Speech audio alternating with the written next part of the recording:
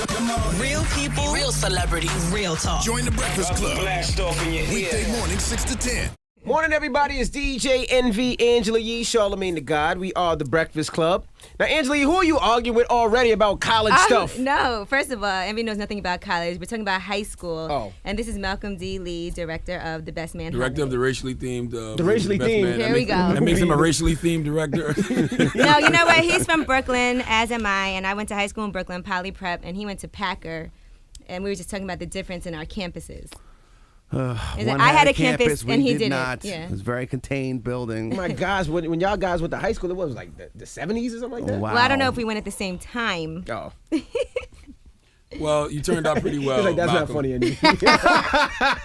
In the 80s. Well, it worked yes. out pretty good for you. Yeah, no doubt. There was. I'm blessed, no question. Now let's talk about these racially themed movies. Let's talk about them. The Best Man Holiday isn't the first one. No. Soul Man.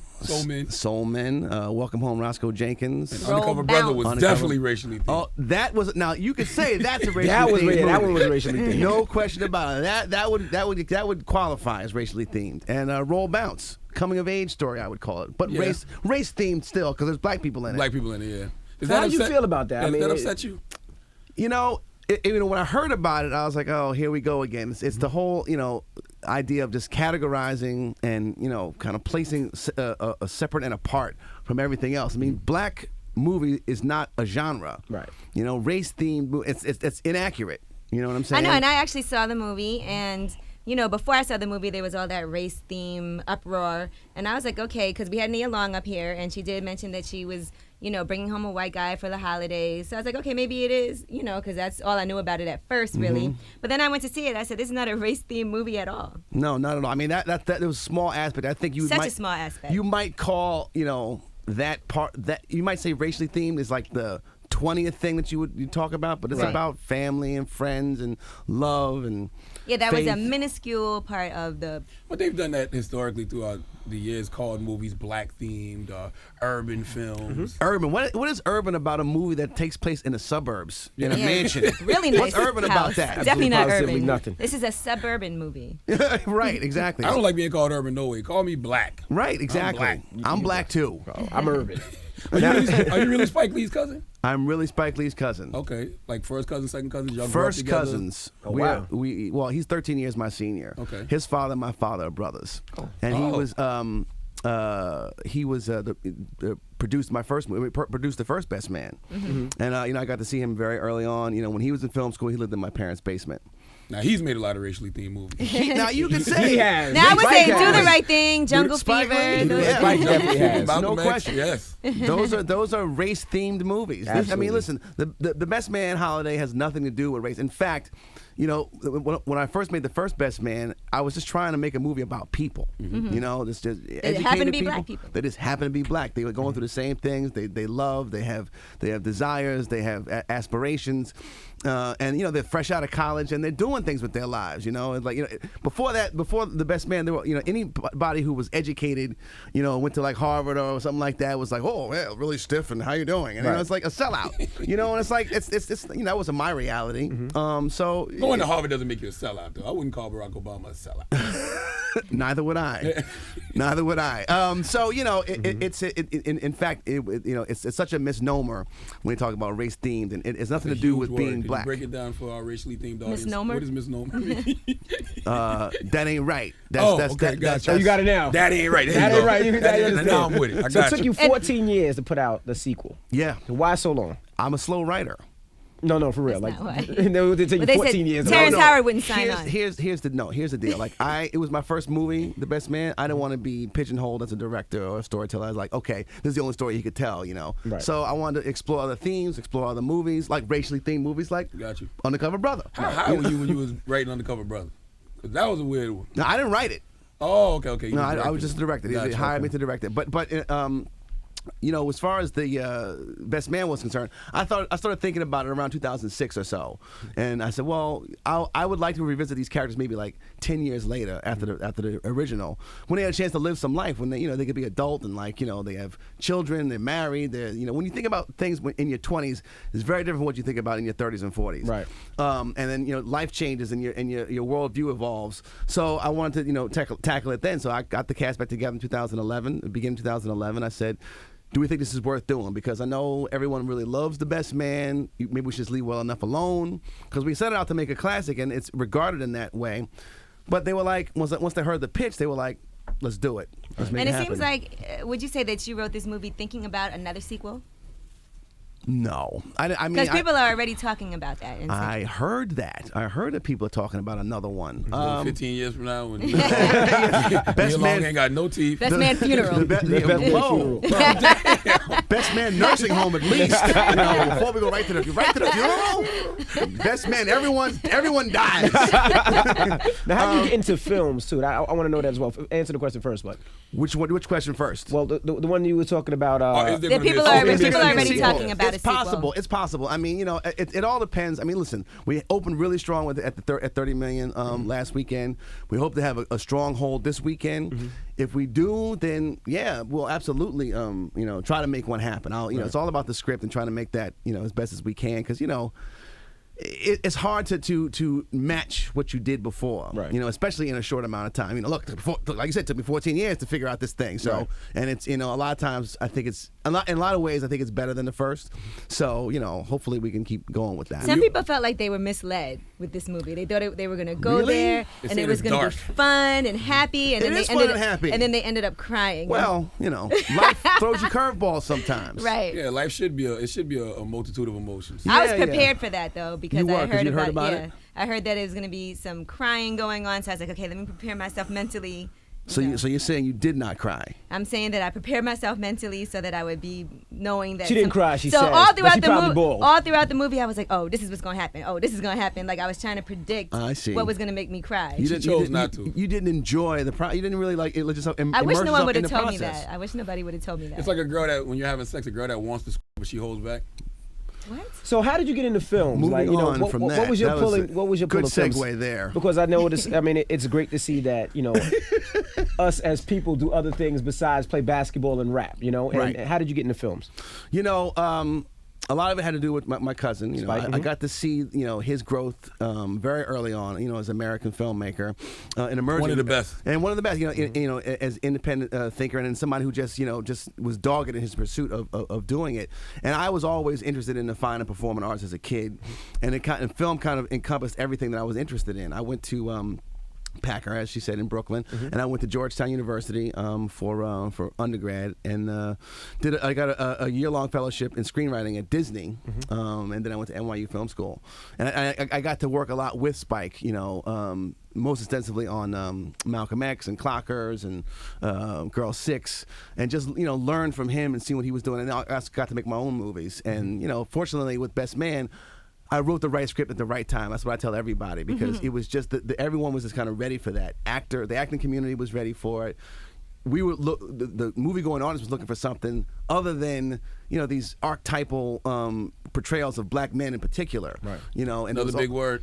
Archetypal. Well, like if you, it's like the thug or the hood or. Got you. One extreme or the other. Exactly. Okay. So, it's one of those things that I wanted to see myself represented on screen in a more dimensional way. Right. So again, it was like I timed it so that it would come out, or I'd have the script ready by the time that Soul Food came out, the movie Soul Food, and because I thought if Soul Food was successful, then they'd be looking for the next Soul Food, right. which Best Man's not the next Soul Food, but it's in that vein. Right. Another racially themed movie. Another racially themed movie about a black family. You think it's wrong to call movies black though? Like, what's wrong with having black films? Nothing's wrong with having black film, but it's not. That's not a genre. It's not. It's a descriptor. It's not like a comedy or a drama. Right. Or like I'm suspense, black. thriller. You look at the poster, there's black people on it. You know what I'm saying? Right. You don't have to say, oh, it's a black movie. That just tells you everyone that it's only for black people and it's about black people.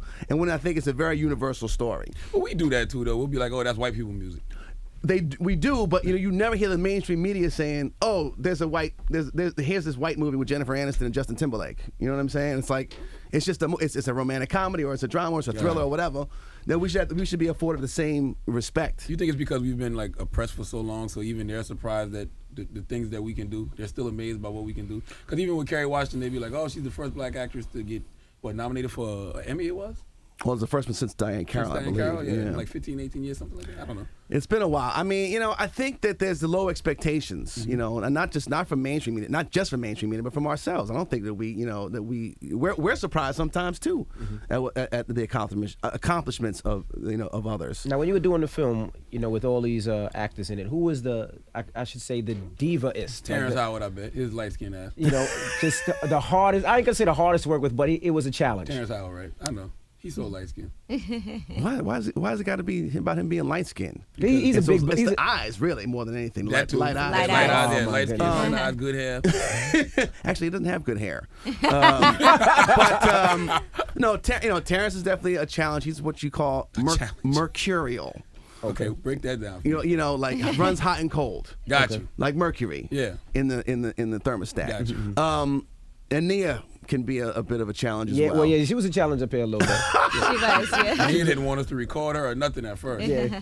Well, listen, look, they're all very talented people, and they all come with their own baggage, their own ideas, and and Terrence definitely after he saw the movie, he was like, man, I'm sorry I gave you such a hard time, on the movie. Who was the easiest to work with? Oh, Monica Calhoun and Morris and Harold, like. No drama, low maintenance. Just come. They always prepare to do their work, right. And open to direction. Did you ever have to tell Terrence, this is why Marvel kicked you out right here? I didn't say that to him. Marvel ripped up your contract right here. I ain't say it. I just tried to say, hey man, come on, just work with me here. Right. And I can talk. Listen, Terrence and I have a very good relationship. He's a good guy. You can reason with the dude. And I like his character a lot. He brings a lot of comedy to it. Quentin is the comic fastball. Him and Shelby. What's the Yeah, next it lightens a lot of the mood sometimes. What, you're gonna ruin it for people I'm ain't not seen ruining the movie. it. This weekend, so don't say nothing to me no more, Yee. Why haven't you seen it yet? Huh? I'm working. I have a job. Hello. So do I.